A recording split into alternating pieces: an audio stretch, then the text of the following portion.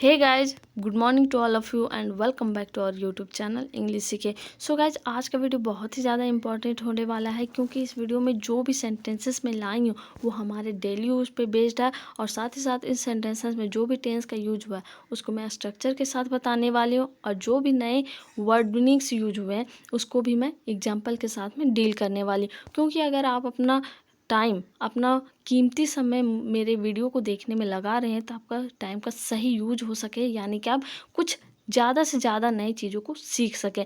तो आज के वीडियो का पहला जो सेंटेंस है वो है, मुझे अपने घर वालों से सामना करने में डर लग रहा है। ये अपने फ्रेंड से बोलता है, मुझे अपने घर वालों से सामना करने में बहुत डर लग रहा है।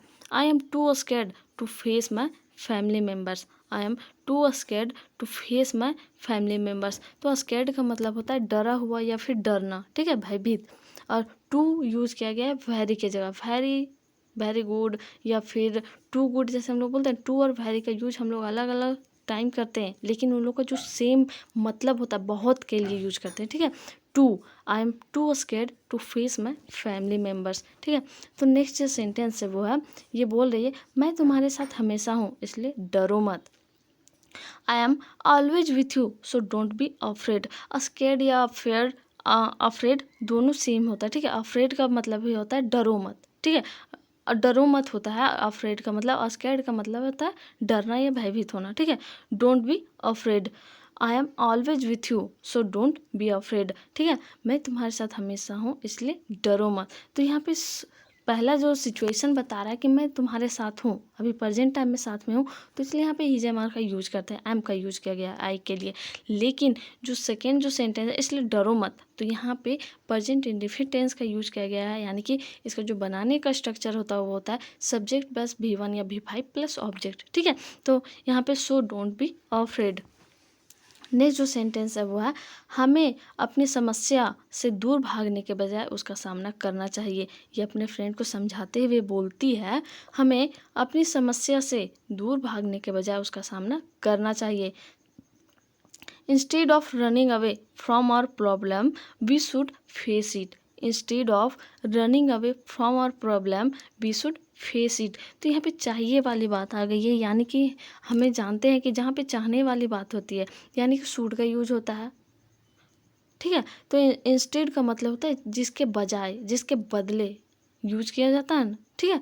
तो instead of running away from our problem we should face it.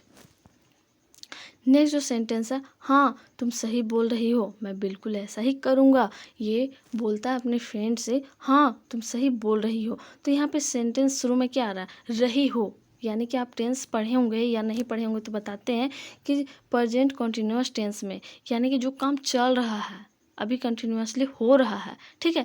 तो यहाँ पे हम लोग यूज करते हैं ईजेएमआर का, यानी कि उसका जो बनाने का स्ट्रक्चर होता है सब्जेक्ट प्लस इज, एम या are plus verb four plus object, ठीक है। वर्ब फोर हमेशा यूज करते हैं, चाहे अफर्मेटिव सेंटेंसेस हो, नेगेटिव सेंटेंसेस हो या फिर इंट्रोगेटिव सेंटेंसेस हो, ठीक है। किसी भी टाइप का सेंटेंस हो उसमें हमेशा वर्ब फोर का ही यूज करते हैं। प्रेजेंट कॉन्टिन्यूअस टेंस का जो भी स्ट्रक्चर सेंटेंसेस होगा, ठीक है।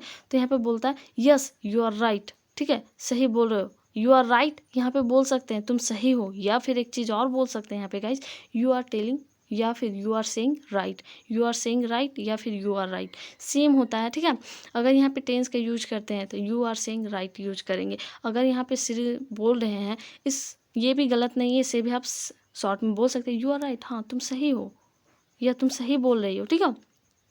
दूसरा जो सेंटेंस है, मैं बिल्कुल ऐसा ही करूँगा, यहाँ पे फ्यूचर टेंस का यूज हुआ है, यानी कि फ्यूचर इंडेफिनिट टेंस का, जिसका बनाने का स्ट्रक्चर होता है सब्जेक्ट प्लस शैल या will plus verb one plus object, ठीक है। हमेशा वर्ब वन का यूज होता है प्रेजेंट फ्यूचर इंडेफिनिट टेंस में, ठीक है। I will do exactly that, I will do exactly that, exactly का मतलब होता है बिल्कुल वही, सेम, ठीक है। Yes you are right, I will do exactly that. Next जो सेंटेंस है, माना कि आज हम लोग बुरे दौर से गुजर रहे हैं लेकिन कल ऐसा नहीं होगा। इसके फ्रेंड समझाते हुए बोलती है, माना कि आज हम लोग बुरे दौर से गुजर रहे हैं लेकिन कल ऐसा नहीं होगा। एडमिट दैट या सपोज दैट, एडमिट दैट या फिर सपोज दैट दोनों सेम बोल सकते हैं, ठीक है। Admit that today we are going through a bad phase but tomorrow it won't happen.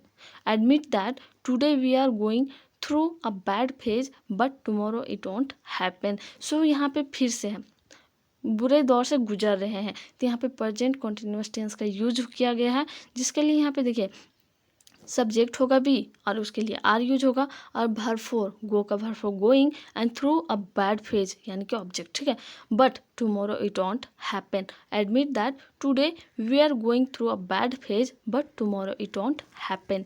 Next जो सेंटेंस है वो है हम लोग भी अपनी ज़िंदगी अपने हिसाब से खुलकर जीना शुरू कर सकेंगे, ठीक है। यहाँ पे फिर से बोला जा रहा है, बोलती है हम लोग भी अपनी ज़िंदगी अपने हिसाब से खुलकर जीना शुरू कर सकेंगे। We will also be able to start living our life freely according to our own way. We will also be able to start living our life freely according to our own way, ठीक है। Next जो sentence है वो है बोलता है मैंने सुना है कि आप एक बहुत बड़े ज्योतिष हैं। ये व्यक्ति हैं उस लड़के को बोलते हैं, यानी कि जो प्रभास ये हैं उनको बोलते हैं कि मैंने सुना है कि आप एक बहुत बड़े ज्योतिष हैं। I have heard that you are a great astrologer. I have heard that you are a great astrologer. मैंने सुना है, ठीक है। यहाँ पे सुना है यानी कि प्रेजेंट परफेक्ट टेंस का यूज़ किया गया है, सुन चुका है या सुना है। तो यहाँ पे जिसका बनाने का स्ट्रक्चर होता है यानी कि प्रेजेंट परफेक्ट टेंस का बनाने का स्ट्रक्चर होता है सब्जेक्ट प्लस हैव या has plus verb three plus object. और इसमें भी नोट करने वाली बात होती है कि चाहे आप अफर्मेटिव सेंटेंस बनाएं, नेगेटिव सेंटेंस बनाएं या इंट्रोगेटिव सेंटेंस बनाएं, किस टाइप का भी सेंटेंसेस हो, ठीक है, या WH फैमिली का कोई भी मेंबर यूज हो, किसी भी टाइप का, हमेशा हम लोग वर्ब थ्री का ही यूज़ करते हैं। जैसे कि यहाँ पे हर्ड यूज किया गया, बहुत को हियर्ड पढ़ते हैं, गलत प्रोनाउंसिएशन होता है गाइस, प्रोनाउंसिएशन, ठीक है। प्रोनाउंसिएशन करना भी सही इंपॉर्टेंट रखता है इंग्लिश अगर आप सही से बोलना चाहते हैं तो। यहाँ पे हियर्ड के जगह हर्ड बोलेंगे। I have heard that you are a great astrologer. Astrologer का मतलब पता ही होगा आपको, ज्योतिष होता है जो हाथ वगैरह देख के बताते हैं, भविष्यवाणी करते हैं। नेक्स्ट जो सेंटेंस है ये पूछती है उनसे क्या आप मेरा हाथ देखकर मेरा भविष्य बता सकते हैं। क्या आप मेरा हाथ देखकर मेरा भविष्य बता सकते हैं। Can you tell my future by looking at my hand. Can you tell my future by looking at my hand. तो यहाँ पे कैन का यूज किया गया है, सकने वाली एबिलिटी, पावर, क्षमता की बात आती है तो वहाँ पे हम लोग जैसे बोलते हैं ना, एक तरह से किसी को चैलेंज करने की बात आती है। क्या तुम 100 kg उठा सकते हो, कैन यू लिफ्ट 100 kg। तो यहाँ पे चैलेंज एक तरह से कर रहे हैं या फिर उसके एबिलिटी पे बात कर रहे हैं। जैसे बोल सकता है I can do that work, मैं वह काम कर सकता हूँ, तो अपने पावर को शो कर रहा है तो वहाँ पे हम लोग कैन का यूज करते हैं। जैसे कि यहाँ पे उसकी क्षमता को पूछा जा रहा है, उसके एबिलिटी को, उसकी काबिलियत को, कि can you tell my future by looking at my hand. और आपको मैं डिफरेंसेस बताई हूँ गाइस, मेरे वीडियो के प्लेलिस्ट में जाके देख सकते हैं कि लुक, सी और वॉच में क्या डिफरेंसेस होता है। तो ये वर्ड्स जो होते हैं सेम टाइप के होते हैं, लेकिन इनका सिचुएशन जो होता है यूज करने का वो अलग अलग होता है, तो वो भी इम्पॉर्टेंट रखता है, ठीक है। तो नेक्स्ट जो सेंटेंस है वो बोलते हैं हाँ क्योंकि यह काम मेरे बाएं हाथ का खेल है। ये प्रभास बोलते हैं हाँ क्योंकि यह काम मेरे बाएं हाथ का खेल है। Yes because this job is the game of my left hand. Yes because this job is the game of my left hand. तो इस सिचुएशन बता रहे हैं कि मेरे बाएं हाथ का खेल है, तो वहाँ पे हम लोग इज का यूज करें क्योंकि प्रेजेंट टाइम का बात कर रहे हैं, इसीलिए इज का यूज करेंगे। Yes because this job is the game of my left hand. Next जो सेंटेंस है वो है इस काम को शुरू करने से पहले मैं आप लोगों के सामने एक शर्त रखना चाहती हूँ। ये बोलती है पूजा कि इस काम को शुरू करने से पहले मैं आप लोगों के सामने एक शर्त रखना चाहती हूँ। तो पहले बताती हूँ कि चाहती हूँ, ती हूँ जो जिस सेंटेंस के लास्ट में ता है, ती है, ते हैं, ये तो आप पढ़े होंगे, उसमें हम लोग प्रेजेंट इंडेफिनिट टेंस का यूज करते हैं। साथ ही साथ अगर चाहने वाली बात आती है, जैसे कि चाहता हूँ, मैं वहाँ जाना चाहता हूँ, मैं घर जाना चाहता हूँ, मैं खाना चाहता हूँ, मैं सोना चाहता हूँ, तो चाहने वाली बात आती है वहाँ पे हम वांट टू का यूज करते हैं, ठीक है। और एक चीज़ और यूज करना होगा कि अगर आप किसी नाउन के साथ वांट का यूज करना चाहते हैं तो उसके बाद वांट के बाद टू यूज करेंगे, टू के बाद हम लोग जो भी वर्ब का यूज करेंगे उसे हम लोग V1 का यूज करेंगे, ठीक है, हमेशा। लेकिन अगर हम किसी नाउन के साथ वांट का यूज करना चाहते हैं, जैसे बुक, कॉपी, पेन, ठीक है, या घर, तो वहाँ पे हम लोग सिर्फ वांट का यूज करेंगे। टू का यूज हमेशा हम लोग वर्ब के साथ करते हैं, नाउन के साथ टू का यूज नहीं करते हैं। यहाँ पे बोला जा रहा है बिफोर स्टार्टिंग दिस वर्क, यह काम शुरू करने से पहले या इस काम को शुरू करने से पहले, before starting this work I want to put a condition in front of you guys. तो यहाँ पे इन पुट अ कंडीशन का मतलब होता है शर्त रखना चाहती हूँ, ठीक है, in front of you guys, front का मतलब होता है सामने। Before starting this work I want to put a condition in front of you guys, ठीक है। तो नेक्स्ट जो सेंटेंस है वो बोलती है आपकी जो भी शर्त है हम सब उसे मानने के लिए तैयार हैं। ये बोलता है व्यक्ति कि आपकी जो भी शर्त है हम सब उससे मानने के लिए तैयार हैं। Whatever is your condition we are all ready to accept it.